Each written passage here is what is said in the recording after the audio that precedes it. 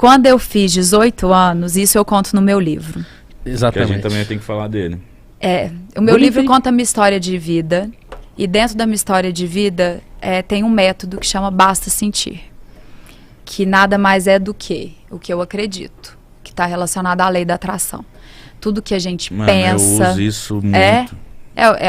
Todo Desde mundo meus tem... 15 anos, A gente tem um poder muito grande e a gente não usa, sabe? Tem muita gente que não usa. Muita gente acha que isso é besteira, eu fico muito triste, O poder cara. tá só dentro da gente. E aí...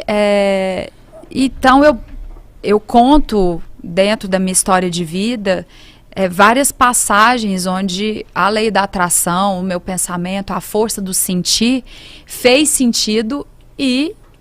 O universo me deu mais do mesmo, né? Que o universo faz isso, ele te dá mais do mesmo. O que você pensa é o que você emana e é o que você vai ter de volta. Então, eu dou vários exemplos. E dentro disso tudo, também uma busca pela inteligência emocional, pela expansão de consciência, sabe? Cara, que legal, mano. Aí eu vou falando disso tudo. Mas aí, quando eu fiz 18 anos, só que eu não sabia, era uma coisa que não foi passada pra mim. Eu nasci com isso. E buscando por isso, sabe? Não sei da onde, nasci assim. E agora na pandemia, eu falei, gente, eu tenho uma coisa que as minhas amigas sempre falaram assim, a Mariana é meio bruxa, a Mariana fala as coisas, passa uma semana o negócio acontece. Ô, Mítico, eu tô me identificando, que ela que tá contando, parece que tá falando dele. Eu também sou O pessoal fica chamando ele de pajé.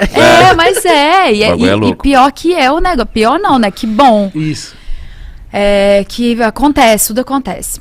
Então, quando eu fiz 18 anos, acabei lá o terceiro ano, né, do segundo grau, tinha que fazer uma faculdade. O que eu vou fazer? Falei, gente, eu não me imagino agora fazendo uma faculdade, eu sou artista, eu quero vou fazer arquitetura. Teatro, não vou, eu quero fazer... Por mais que eu gosto muito de estudar, então eu gosto de ler muito sobre história... do mundo, história do Brasil, gosto de psicanálise, eu gosto de várias coisas, mas que assim, a minha essência é artista, sabe? Cantora, atriz, enfim. Eu fiz 18 anos, minha mãe, o que você vai fazer? Eu falei, eu quero mudar para o Rio. Ah, Decidida. sim. Eu falei, eu passei minha vida inteira esperando fazer 18 para mudar para o Rio. O Rio de Janeiro sempre foi visto como um lugar muito artístico, né? Aí você tem a emissora, você tem a Globo, aí as escolas de teatro, muitos tá todo mundo lá, os artistas lá, né? Ainda mais nessa época, daqui a pouco, isso faz 20 anos, daqui 2 anos isso vai fazer 20 anos, tem noção? Nossa senhora, tô velha. Tá nada. Me deu até uma canseira. Dá um remédio aí. Dá um remédio, eu não tô legal. E aí, enfim, o que você vai fazer? Como que você vai pro Rio? Não tem como você mudar pro Rio. Tenho a minha tia no Rio, mas a gente não tinha muito contato. Era a única pessoa que até então eu conhecia no Rio, que é a irmã do meu pai, a tia Naida. Mas a tia Naida eu encontrava com ela uma vez no ano. Então não tinha, sabe, pra falar, oi tia, tô mudando pra ir. Não dava, sabe? Não tinha como eu fazer isso. E ela nem me conhecia muito. Ela era minha madrinha, ela é minha madrinha, mas não tinha uma intimidade assim, entendeu? Então não tinha possibilidade de eu ir pro Rio. Não tinha dinheiro, não tinha com quem morar. Não tinha nada. Não tinha nada.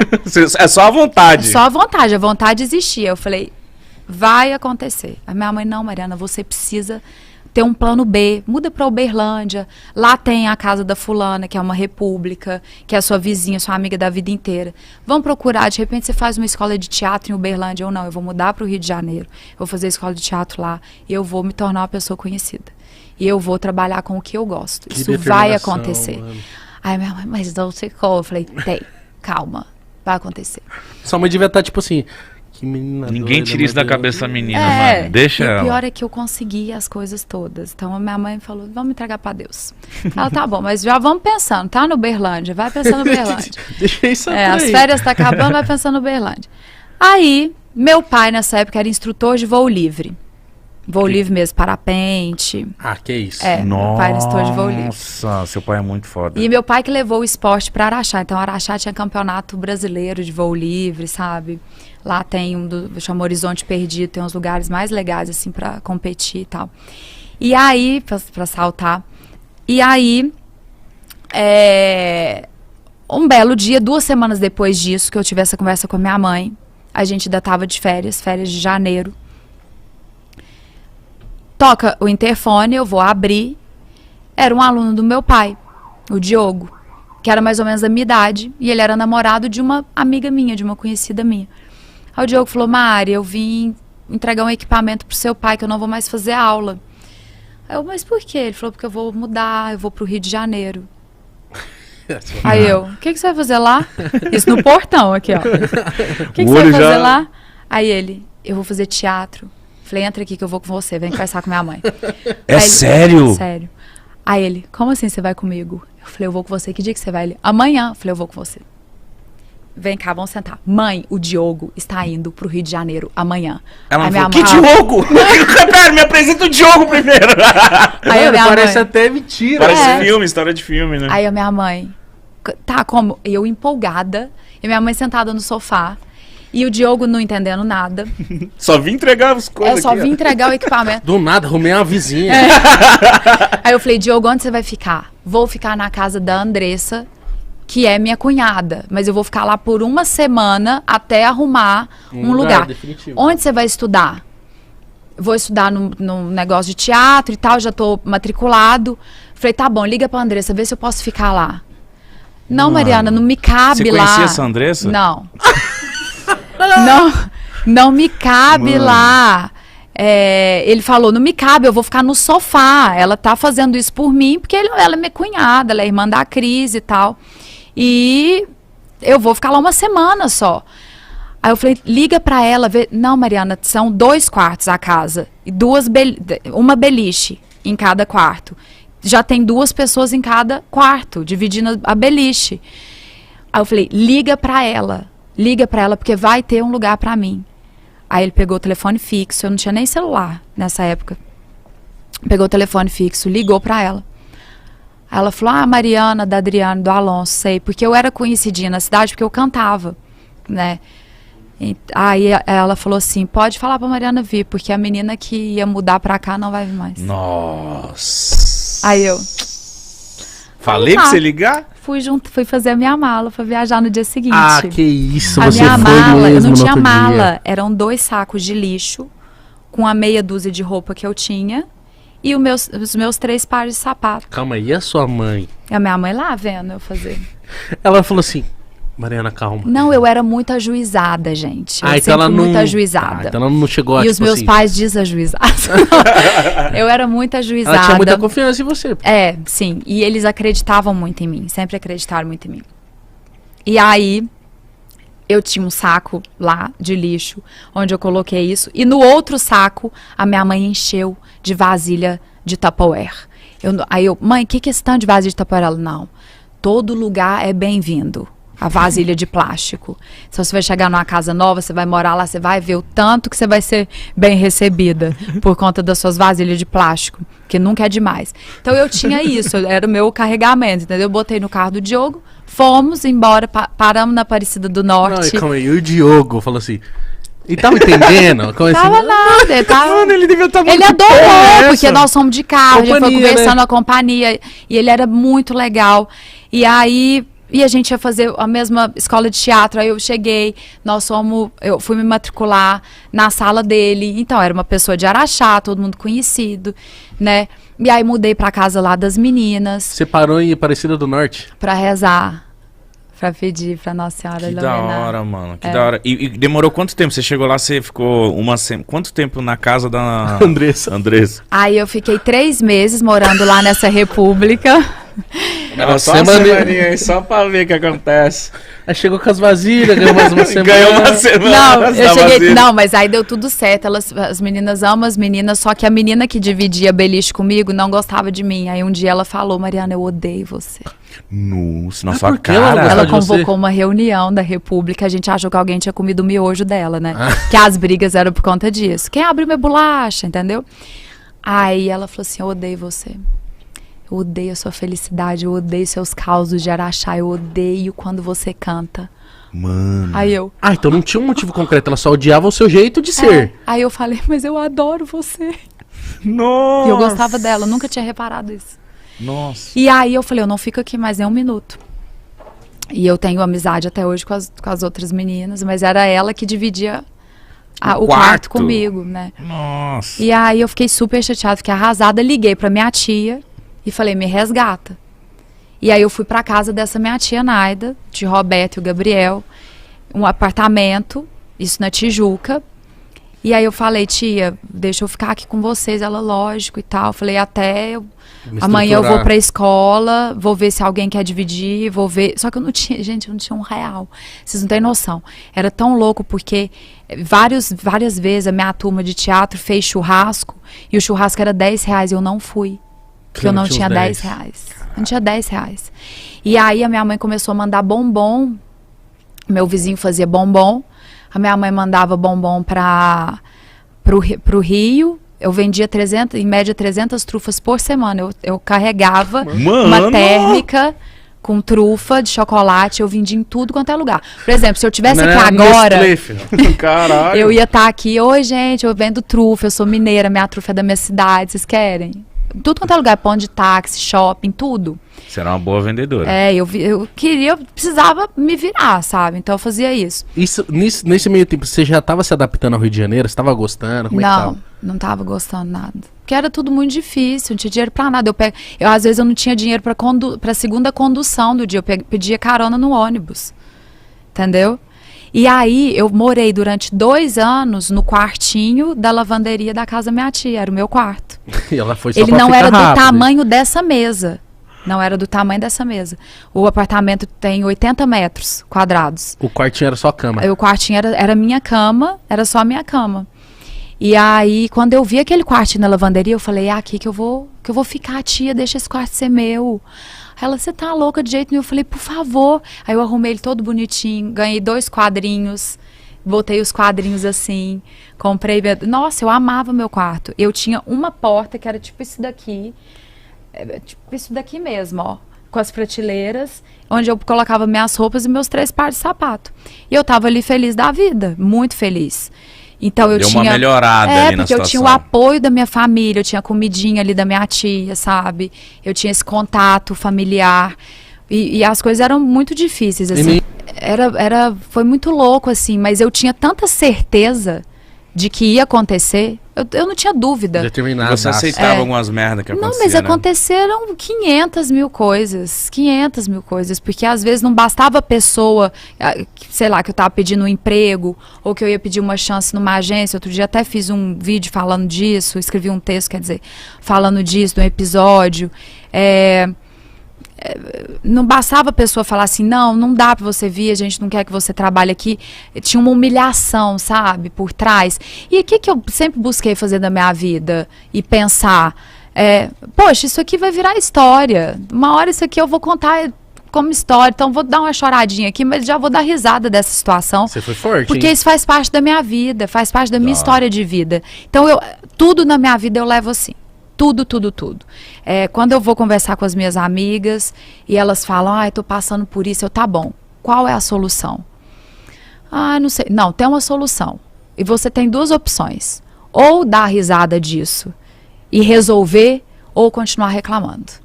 Procrastinar isso aí, né? A decisão é sua. E você vai arcar com as consequências das suas decisões. Então, assim, eu sempre pensei dessa forma. Vamos lá, acabou isso aqui, passei por isso, próximo. Volta, vem embora, você não precisa passar por isso. E aí eu vendia os bombons, eu vendia bijuteria, eu panfletava no centro da cidade. Meu Deus, pra você não loja. parava. Não. Panfletava no centro da cidade para um monte de loja para ganhar R$40 por dia. Não, e garanto pra sua mãe, você nem falava toda a situação pra ela não se desesperar e te buscar também, Não, né? eu falava. Falava E eu dava risada. Gente, você acredita que hoje eu tô morta com farofa?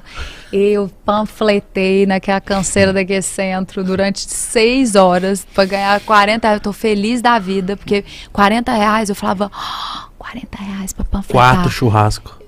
Vou dar os 4 churrascos. É verdade. Era assim. Então, eu sempre levei as coisas, tentei levar com leveza, sabe? Fazer do limão uma limonada. O que isso vai me gerar de aprendizado, de crescimento? Então, sempre levei para esse lado. E aí, depois de 4 anos, depois de fazer 1.500 testes, de panfletar muito, de vender muito bombom, eu passei no teste da malhação. Sempre, sempre, sempre. O meu pensamento era inteiro, malhação, vou fazer malhação, vou fazer malhação, vou começar na malhação. Então eu fiz 500 testes para malhação, para outras novelas, para tudo, para um monte de outras emissoras, de teatro, para tudo. Eu fazia muito teste. Tudo quanto é propaganda, comercial, pegava nada. Fazia nada, não passava em nada. Nada. Uma vez eu fiz teste para ser elenco de apoio, não passei. Eu fiz, gente, eu devo ser ruim demais. O que faz o elenco de apoio? Não, o elenco de apoio é a figuração. É o que tá atrás, passando. Mas tem fala. O elenco de apoio tem que ter DRT. Ah, tá. Que é o registro, né? Fica imaginando ela, caramba, eu não tô não boa posso pra aparecer o meu ombro. Então... mas eu não passei. Eu falei, gente, o que tá acontecendo? Aí fiz teste pra ser cantora do programa do Faustão, da banda do Faustão. Também não passei. Passava em nada. Então, tudo isso eu falava, nossa, mas é a minha história. Aí, o que eu pensava? Falava, gente, a hora que eu conseguir vai ser tão legal, porque eu não consigo nada. Então, a hora que eu conseguir vai ser muito... Você sempre vê no lado bom. Eu sempre vendo o lado bom. Aí apareceu esse teste, foi em que ano? 2007, 2008. E aí, como é que foi? Você passou de primeira? Foi fácil? Foi tranquilo? Como é Não, que foi? aí eu tava pra desistir mesmo. Tenho muita curiosidade como é que é esses eu testes. também, mano. Aí eu falei, não, agora ou eu passo isso aqui ou eu vou mudar pra Goiânia, porque eu tenho, minhas primas moram em Goiânia. Goiânia é um lugar que eu sempre frequentei, desde minha adolescência. E aí eu tinha ido pra lá, eu passei uma temporada de férias lá e foi muito legal. E eu falei, eu não vou ficar sofrendo no Rio, quase não tenho amigo. Eu vou mudar pra Goiânia, vou fazer outra coisa, vou cantar aqui nos barzinhos, sabe? E é isso, vou tentar um outro caminho, mas eu vou voltar pro Rio. Falei pras meninas, vou ficar mais 6 meses no Rio. Se nada acontecer, eu vou mudar pra Goiânia. Tanto é que as minhas primas foram as primeiras a receber minha ligação. Quando eu falei, gente, eu não vou mudar pra Goiânia. Aí elas, por quê? Eu falei, porque eu passei no teste da malhação. Nossa. Aí foi uma coisa, elas gritavam e choravam, minha mãe desmaiou. Depois de quanto tempo você soube que tinha sido admitida? Uma semana. Então você ficou num terror assim, O quê? Eterno. Chegava o Natal, mas não chegava a ligação. E aí... Mas você saiu com esperança? Tipo, ou você saiu mais uma vez e tipo assim, não, mais uma vez nada? Eu saí com a certeza de que era a hora, sabe? Eu saí com essa certeza. E aí eu comecei a usar tudo que eu falo aqui. Então eu comecei a viver a minha vida como se aquilo fosse uma verdade. Então, o que eu falo? Que o universo, ele não entende tempo. Então você não pode pedir, eu desejo isso, você tem que viver como se você já tivesse conquistado. Então eu comecei a viver, e aí no livro eu falo passo a passo disso, como você condiciona a sua mente a pensar dessa forma, entendeu? E a viver dessa forma. Então eu vivia o meu dia a dia como se eu tivesse em malhação. Uma atriz pica já. Então eu atendi o telefone, que eu chamava de mudinho, porque ele não tocava. E eu comecei todo o processo. Então, eu atendia, eu falava, oi, sim, a Mariana. Eu passei e eu sentia toda aquela... Não, eu fazia isso de frente pro espelho. E eu fazia isso dentro do ônibus. E eu fazia isso andando na rua. Eu passei... E toda a sensação, porque você tem que sentir aquilo. Você tem que sentir a emoção. Então eu chorava, eu fazia cena pra mim mesma. Que isso. Sério, eu faço isso até hoje com tudo da minha vida. Tudo que eu quero, gente. Então os atores, atrizes, assim, é um pouquinho doido, né? Tem que ser um pouquinho doido. Não, eu não... Todo mundo tem um pouquinho de loucura. Eu uso isso também, mano. Você fica falando assim, Fico. E aí, Barack Obama, tá da hora? Eu faço isso com o T-Pain, por exemplo. É um Que rapper louco. da gringa que eu quero falar. Eu já me imagino entrevistando ele. Como é que é? isso. Hey, bro. Nice to meet you. Ele vai entender. Mas, por exemplo, sei lá, eu tenho um carro dos meus sonhos que eu tenho hoje. Há tantos anos atrás, eu entrei num carro. E aí isso eu já fiz. Aí o dono ficava olhando assim, aí meus amigos, olha ele tonto. E eu dentro do carro, tipo, mano, É meu. vou ligar aqui. Posso botar o Bluetooth aqui? Aí pode, eu não, bloqueei o isso aí não. Bluetooth. Eu já fiz Aí isso eu 500 dirigindo vezes. assim, aí passava a mão no volante. Esse carro um dia vai ser meu, mano. Gente, tudo... E conseguiu o carro? Consegui. É isso. É muito louco Eu isso. virei embaixadora da Jaguar A única embaixadora da Jaguar mundial. Ai. Eu tava vendendo bombom na porta da concessionária da Jaguar no Rio de Janeiro. Entrei. Fiquei encantada com o carro. Entrei no carro. Os vendedores me trataram super bem. Vendi trufa pra eles. E aí, eu falei assim, eu tinha 19 anos. Eu falei assim, eu vou ter esse carro um dia. Qual que era? Não, nem sei. Eu cheguei em casa. Jaguar. Eu cheguei em casa e falei assim, pai, conheci um carro que chama Jaguar. Aí meu pai, o sonho do seu avô é andar num carro, num Jaguar. Aí meu pai me explicou, não é um carro que chama Jaguar, é uma marca e tal. Falei, nossa, eu nunca vi nada mais lindo na vida. Essa minha tia tava comigo nesse dia. E aí eu fiquei com aquilo na cabeça. Eu tive a sensação, eu senti e eu tive a certeza de que aquilo ia acontecer. Aí os anos passaram e tal, eu tinha 19 anos.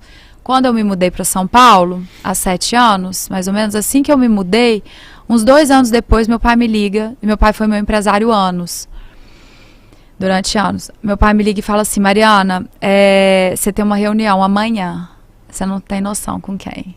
Aí eu, com quem? Aí ele falou, com o presidente da Jaguar. Caralho. Falei, poderia ser qualquer outra marca, vocês concordam? Sim, sim. Falou, eles querem te fazer reunião, te entrevistar para ver se você está apta para ser embaixadora da marca. Eu falei, não, eu já sou eu, você pode ter certeza. Aí ele falou, e se você for, você ganha um Jaguar.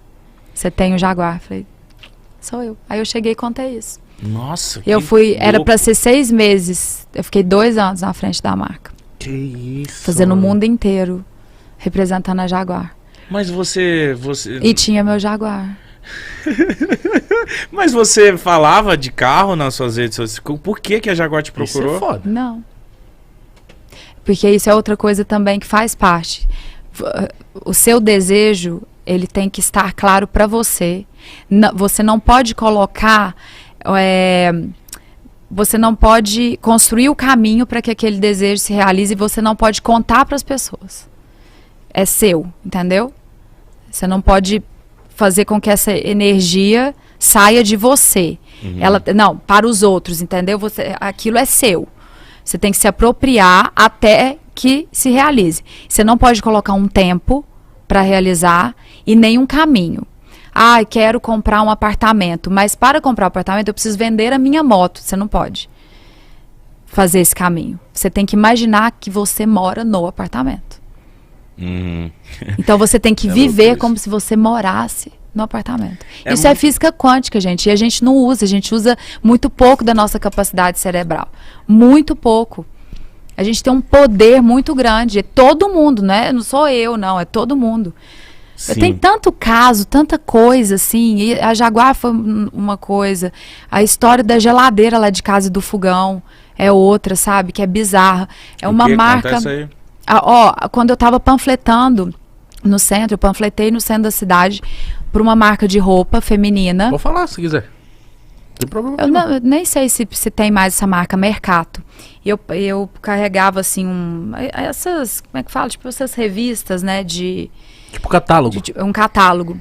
Então eu ficava lá com aquele monte de catálogo na mão, panfletando o dia inteiro, de 7 da manhã às 4 da tarde. E aí eu olhava para aquilo, eu falava, eu imaginava o meu rosto ali, eu falava, sou eu aqui, eu vou fazer. Então eu entregava para as pessoas, às vezes falando assim, o meu catálogo, a minha campanha, ninguém entendia nada, o povo tá passando ali, nem olhava na minha cara, eu, oi, olha a minha campanha, assim, olha aí o garoto propaganda. A Cláudia Raia aqui, era tipo isso, era Sabrina Sato, sabe, eu tava ali. Sim. E eu, assim, um dia serei eu. E aí eu fui fazer o evento para entregar o brinde lá da Mercato. Foi uma semana de evento, de lançamento de coleção. E aí tava a artista da capa lá e eu entregando o brinde, ela no palco e eu entregando o brinde. E eu tinha certeza que aquilo ia acontecer. E 1 ano depois, quando eu tava panfletando, foi quando eu recebi a notícia que eu passei no teste da Malhação. Eu tava panfletando para essa loja. E aí, 1 ano depois, eu fui contratada para fazer a campanha da Mercato. Eu estava no catálogo E quando eu subi no palco para fazer o evento, eu falei, então, ano passado, meninas, vocês que estão entregando os brindes, nunca desistam dos seus sonhos. Nunca, porque ano passado eu estava no lugar de vocês. E hoje eu tô aqui onde eu imaginei que eu estaria. Então, com força total, saiba o que você quer. E não deixe ninguém te dizer o contrário. Vai no seu caminho. E aí, ninguém sabia disso no mercado. Aí falei, isso já aconteceu com outras marcas, sabe? Aí a própria Jaguar, tudo na minha vida é desse jeito, é dessa forma. Mas tudo. É engraçado, as pessoas, quando você fala isso, tem muita gente que dá risada, fala, mano, isso doidinha, é besteira, doidinha, ela tá doida. Mas, tipo assim, eu passei por isso, não vou contar minha parada, mas, por exemplo, quando eu mudei pra São Paulo, eu mudei num barraco. Eu morava num barraco de plástico. E aí eu criei um canal e eu falei assim, rapaziada, ó, eu sou merda, sou fudido, moro aqui nesse barraco, mas eu vou colocar 5 metas aqui na parede e eu dei tempo. Em um ano eu vou cumprindo essas metas aqui, vocês vão acompanhar. Eu não tenho nada a oferecer, eu só sou um louco e vou viver aí. Aí tava lá, tipo, apartamento, casa, carro, sei lá o que, e a galera foi se interessando, mas eu sentia que muita gente nessa época me assistia, tipo, mano, olha esse cara, mano. Com rato, barraco, que é esse cara? Só que na minha mente era tipo assim, mano, logo eu vou estar numa mansão, mano. Sim. Logo eu vou estar com meus carros muito loucos, a minha mansão, isso aqui é só uma fase. Então, às vezes, as pessoas que iam nesse barraco, ele já colou naquela época, as pessoas chegavam e falavam, mano, você mora aqui? Eu falei, é só um tempo, é só um período. Então eu levava essa vida que a galera não entendia, mas pra mim eu levava num ritmo diferente. As pessoas me zombavam, as pessoas que tentavam me ridicularizar por eu estar naquele barraco, mas eu sempre falava assim, mano, relaxa, isso aqui é temporário. É temporário. Eu não quero morar aqui, eu não nasci pra morar aqui, eu só tô aqui porque eu preciso passar por isso pra eu chegar onde eu quero chegar. Então, tipo assim, quando eu descobri a lei da atração, quando eu vi o segredo, eu vi as coisas, eu fiquei fascinado, eu falei assim, mano, peraí. É isso. E aí, às vezes, eu tento falar isso pra alguns amigos e eu vejo que eles ficam tipo assim, mano, isso não existe. Eu tô numa pegada meio que tentando entender mais o lado científico disso. Porque quando a gente fala da lei da atração, quem não entende já torce assim e não sabe que isso é real. Então, eu tô começando a pesquisar mais o lado científico, porque eu, com 15 anos, eu falei, com 30, eu vou estar milionário, eu vou estar foda, eu vou ter isso e isso. E essa semana eu conversei com Deus e falei, caralho, você me deu tudo que eu quis, velho. E agora? Perdi o sentido, vamos dizer assim. Então vamos criar novas metas. Claro. Mas só que com as novas metas, eu tô buscando também entender o lado científico para eu poder explicar para as pessoas de uma forma mais concreta, não só se você, o poder da sua mente é forte. E outra, você não deve explicar só para ninguém. Não é que eu quero explicar, eu quero você mostrar, quer entender, né? Entendeu? Eu quero entender e mostrar para as pessoas que isso realmente é fato. Cara, se você focar na sua vida, se você sonhar, se você, sabe, às vezes eu acho que as pessoas perdem muito tempo preocupado com a vida dos outros. Sim. Ai, fulano fez isso, fulano fez aquilo.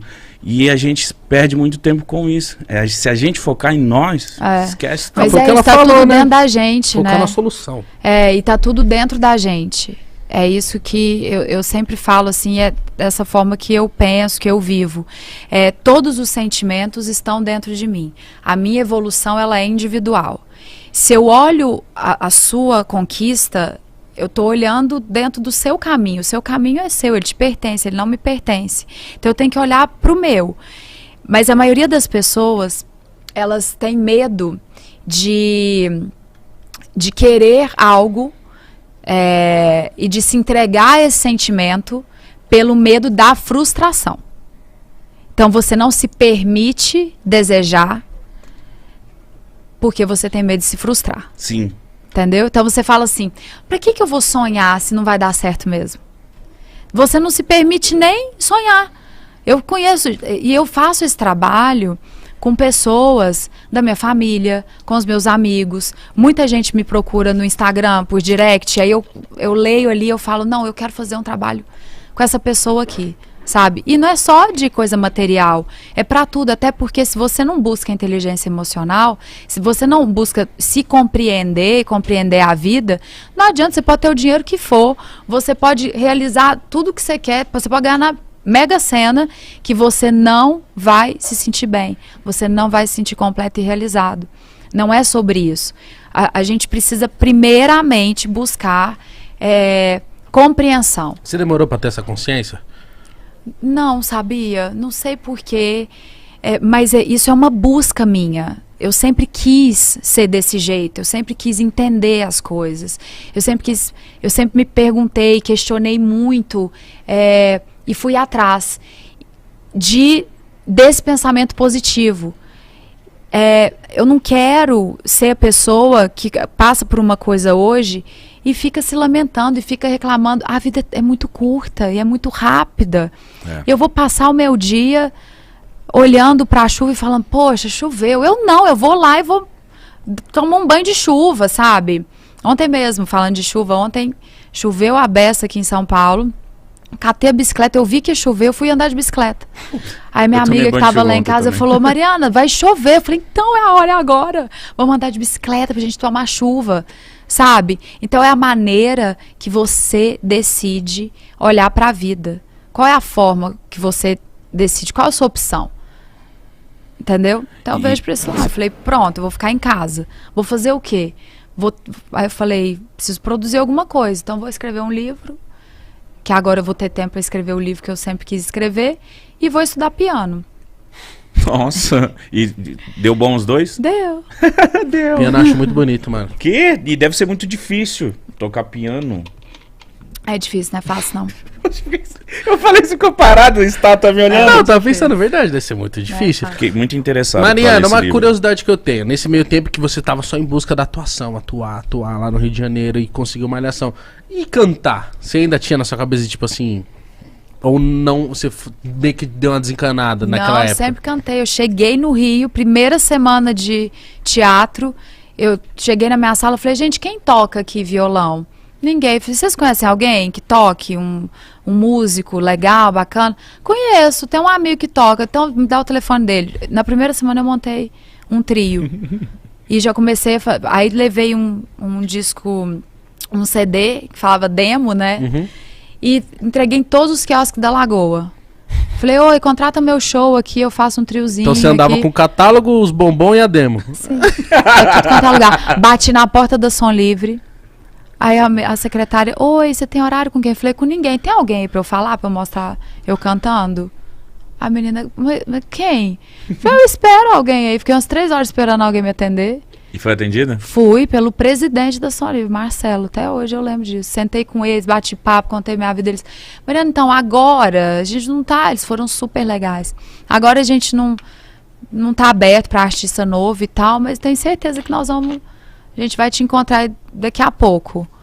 E aí, sei lá, 2, 3 anos depois, eu tava na Malhação. E aí a Som Livre foi a distribuidora do meu primeiro disco. Então eu sempre cantei, eu sempre fiz show. A minha